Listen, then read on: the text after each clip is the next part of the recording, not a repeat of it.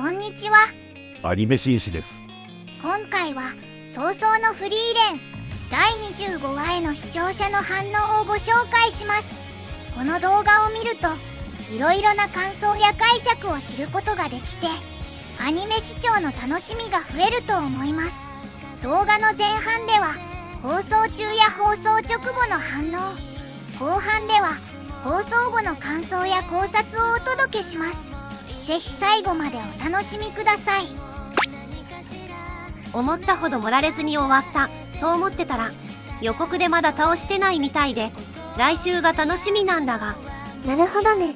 1度目の魔法で気配を消し、2度目の魔法の時にゾルトラー君、どちらも魔力探知を怠ってるフリーレンには感知できないので食らう。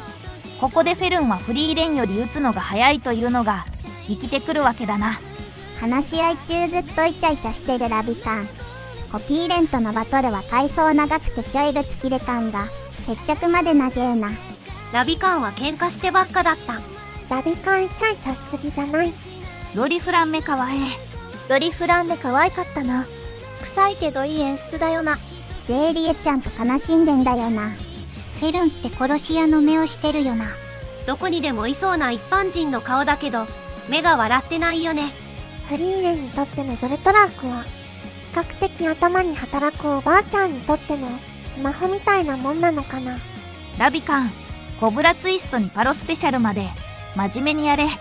キャメルクラッチはやっぱ兄よりなんだろ。アニメで見ると散々作戦会議した後に苦手な相手を話し合うかって、まだ話し合いしてなかったんかいってなるな。メトウでだけ石の床に正座して足しびれないのか。この回のゼーリエやっぱ良いな。階層がどれもこれもいいな。ゼーリエはハスキー声にして正解だったか。確かにメスガキ声だと今日の語りは合わなかった。あとゼーリエの声が初出は気持ち無理して出してる感あったけど、今回は良い感じに馴染んでた。よかったよな。ロリ声じゃなくてよかったと思った。若すぎず大物すぎず不思議な年齢感で選んだ意図が分かった気がする。個人的にはこれ以外ないなってくらいハマった。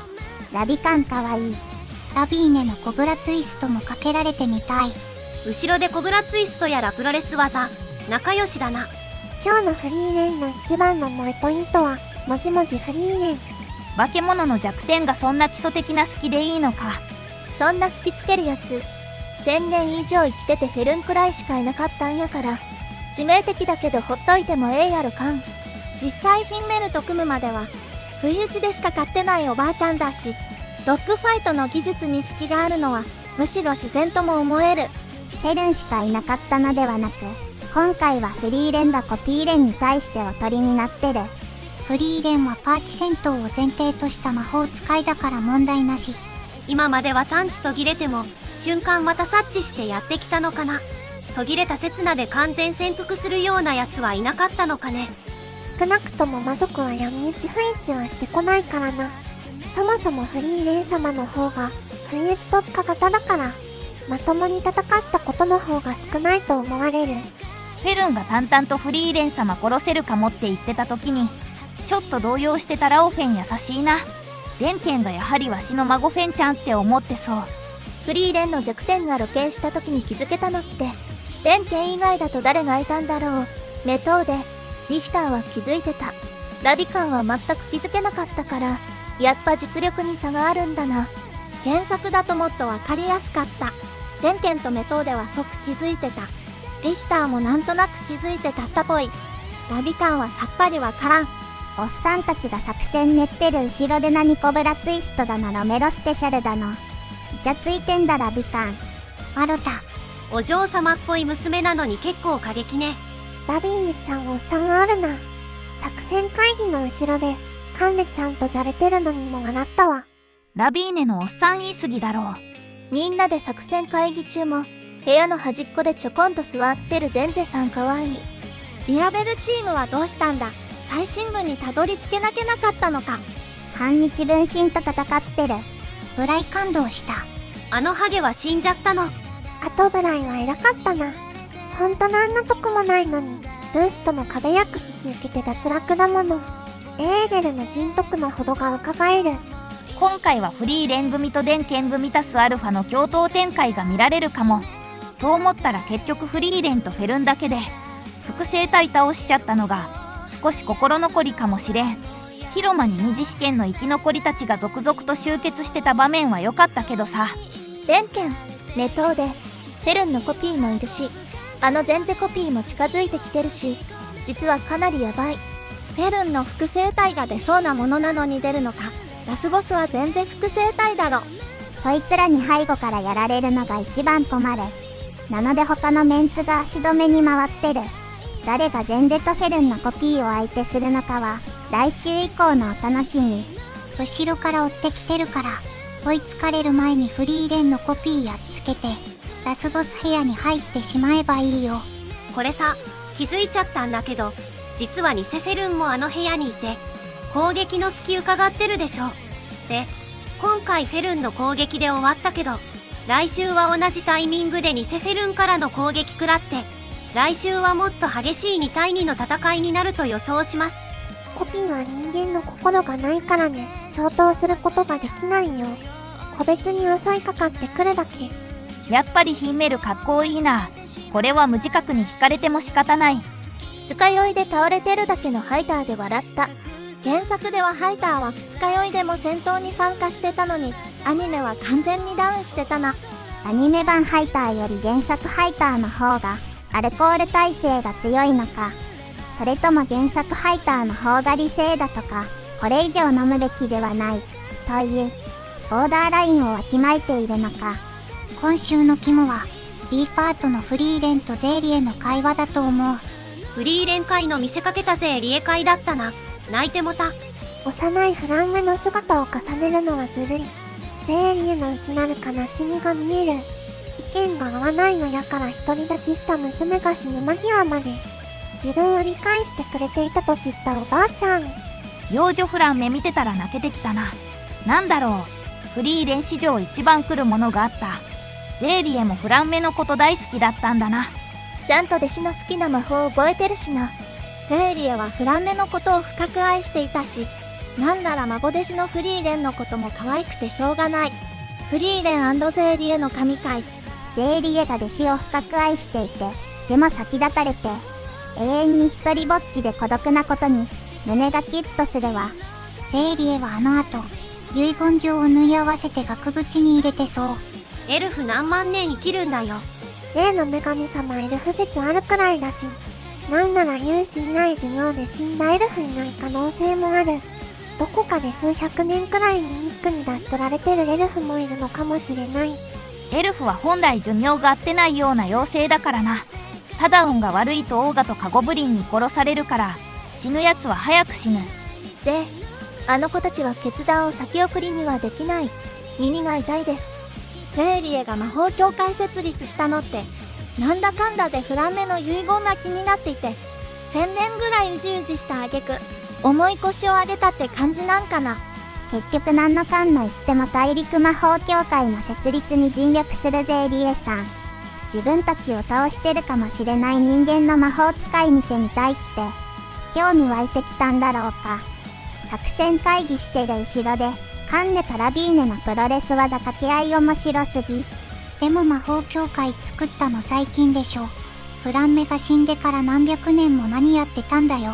エルフは100年でも200年でも1000年でも後回しにできるって今日ゼーリエさん言ってたから。人間の勇者のパーティーが自分では倒すことをイメージできなかった魔王を倒したから看護師を入れたんだろうな。そもそもゼーリエが表舞台に出てきた時期を考えると魔王が倒されてしばらくしてからだし、明らかに平和な時代が退屈になったのと、それに伴い魔法使いの質が落ちていったのが我慢できなかったんだろうな。ゼーリエはゼーリエで魔法の発展自体は望んでるんだな。大魔法使いフリーレンの致命的な好きが初心者のするミスってのが面白いね。だって恥ずかしいし笑い。フリーレン同士戦の迫力たまらん。ゼーリエとフランメ、エルフと人間、変わりゆく関係がフリーレンを倒す人間の魔法使いの予言へフェルンの一撃につなげる展開が見事。フリーレン VS フリーレンのシーン。アニメどんな感じか楽しみにしてたけど、最高にかっこよかった。ゼーリエとフリーレンの背中合わせしてると小綺麗すぎる。そして最後のフェルンのあの顔好き。ゼーリエの言った人間の魔法使い、しかもフリーレンさんの弟子が、偽物ではあるけどフリーレンさんを殺そうとしてるのは運命的なものを感じるな。まだ決着はついてないが、このまま言った通りになるか。フリーレン様を殺せるかもしれませんというフェルンのセリフに、ゼーリエを思い出し、笑みを浮かべたフリーレンの心中には、ゼーリエと同じ、師匠としての立場、弟子が超える、と、人間の魔法使いが自分たちを超えていくの、二重の喜びが含まれてたのが深酔い。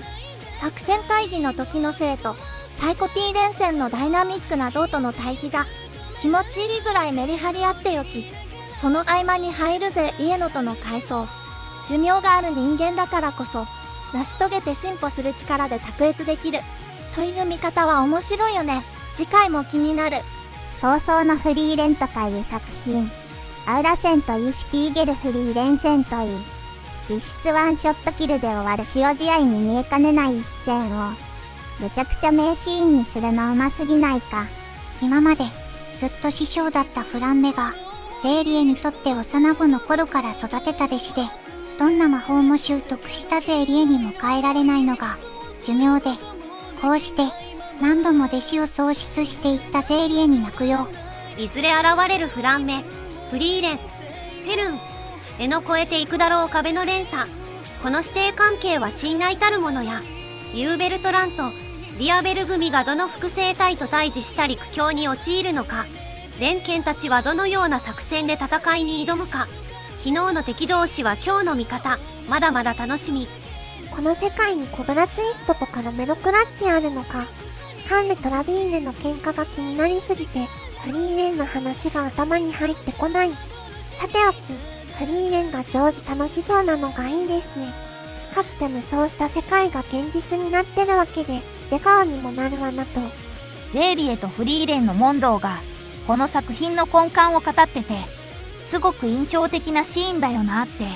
これと黄金鏡編が作品のテーマ的には重要な部分ではあるよな。人間とエルフと魔族の価値観の違いがよく表されてて、人間には寿命がある。私たちよりも死に近い場所にいる。重大な決断をしなければならない時がいくつもある。それを先送りにできない。いや、あまりにもそうだな、と納得しちゃった。特に死に近い場所にいるって言葉に感動して、ゾクッとしました。ああだこうだ考えるのを懐かしさとともに楽しそうにしているフリーレンが良かったです。複製体との戦闘はもうキカキカしすぎてすごかったですね。後から来て追い抜いて消えていくゼーリエとフランメの関係の見せ方も良かったです。フリーレンにも無自覚な弱点があったとは、弱点こそが正気になるなんて想像もしなかった。人間のフランメ、エルフのゼーリエという立場も魔法に対する考え方も違う二人の魔法使いと関わってきたことで、今のフリーレンがあるんだね。ゼーリエも案外いい師匠じゃん。